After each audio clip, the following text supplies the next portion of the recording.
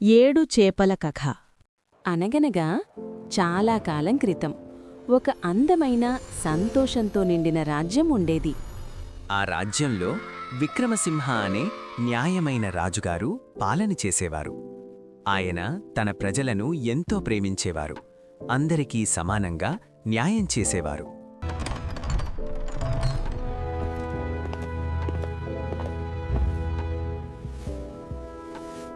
అందుకే ఆ రాజ్యం ఎప్పుడూ ఆనందంగా ఉండేది. ఆ రాజుగారికి 7 చురుకైన రాజకుమారులున్నారు. వాళ్ల నవ్వులు, ఆటలతో రాజమహల్ ఎప్పుడూ ఉత్సాహంగా ఉండేది. ఒక అందమైన ఉదయం రాజకుమారులందరూ కలిసి సరదాగా బయటికి వెళ్లాలని నిర్ణయించారు. ఆడుతూ నవ్వుతూ వాళ్ళు నది దగ్గరకు చేరుకున్నారు. నీళ్లు చలచలా మోగుతున్నాయి. చేపలు నీళ్లలో ఈదుకుంటున్నాయి. ప్రతి రాజకుమారుడు వల వేశాడు. అయ్యో, నాకు చేప దొరికింది, నాకు దొరికింది, చూడు నా చేప ఎంత పెద్దదో. కొద్దిసేపటికి 7 రాజకుమారులకు ఒక్కొక్క చేప దొరికింది. చేపలు పట్టుకున్న ఆనందంతో వాళ్లు నవ్వుతూ ఇంటికి తిరిగి వచ్చారు. ఇంటికి వచ్చాక రాజకుమారులు చేపలను ఎండలో పెట్టారు. సూర్యుడు ప్రకాశిస్తున్నాడు. గాలి మెల్లగా వీచుతోంది. కొంతసేపటికి వాళ్లు తిరిగి వచ్చి చూశారు. కాని ఒక చేప మాత్రం ఇంకా తడిగానే ఉంది. ఇది ఎలా జరిగింది? మిగతావన్నీ ఎండిపోయాయి కదా? రాజకుమారుడు ఆశ్చర్యంతో అడిగాడు. చేపా, చేపా, నువ్వెందుకు ఎండలేదు? చేప నెమ్మదిగా కళ్ళు తెరిచి చెప్పింది, గడ్డిమెట్టు ఎండకు అడ్డం వచ్చింది. రాజకుమారులు వెంటనే గడ్డిమెట్టు దగ్గరకు బయలుదేరారు. గాలి వీస్తుంటే గడ్డిమెట్టు ఊగుతోంది. రాజకుమారుడు అడిగాడు, గడ్డిమెట్టు, నువ్వెందుకు ఎండకు అడ్డం వచ్చావు? గడ్డిమెట్టు సమాధానం చెప్పింది, నన్నెవరూ తొలగించలేదు. ఆవు నన్ను తినలేదు. వెంటనే రాజకుమారులు ఆవు దగ్గరకు బయలుదేరారు.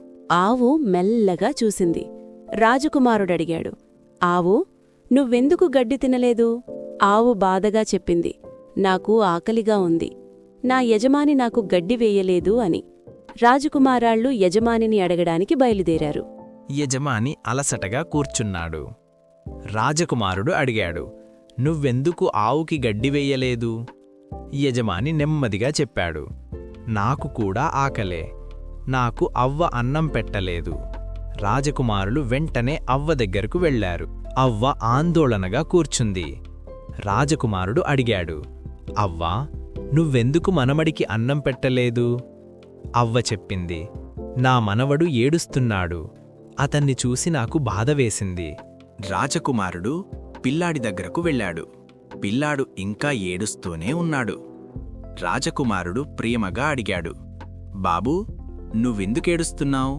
పిల్లాడు ఏడుస్తూ చెప్పాడు, చీమ నన్ను కుట్టింది. చాలా నొప్పిగా ఉంది. రాజకుమారుడు చీమ దగ్గరకు వెళ్ళాడు. చీమ తన పుట్ట దగ్గర నిలబడి ఉంది. రాజకుమారుడు అడిగాడు, చీమ, నువ్వెందుకు కుట్టావు? చీమ చెప్పింది, ఇది నా ఇల్లు. నా బంగారు పుట్టలో చెయ్యి పెడితే నేను కుట్టనా అని అన్నది. అప్పుడు రాజకుమారులకు అన్నీ అర్థమయ్యాయి. పిల్లాడికి అన్నం పెట్టించారు. పిల్లాడు నవ్వాడు. యజమాని ఆవుకి గడ్డి వేశాడు. ఆవు గడ్డి తింది. గడ్డి మెట్టు తొలగింది. ఎండ మళ్లీ చేపమీద పడింది. చేప కూడా ఎండిపోయింది. రాజకుమారులు ఆనందంగా అన్నారు, ప్రతి చిన్న విషయానికి ఒక కారణం ఉంటుంది. మనము ఓపికగా ఆలోచిస్తే ప్రతి సమస్యకు పరిష్కారం దొరుకుతుంది. చిన్నవారిని, పెద్దవారిని అందర్నీ అర్థం చేసుకోవాలి.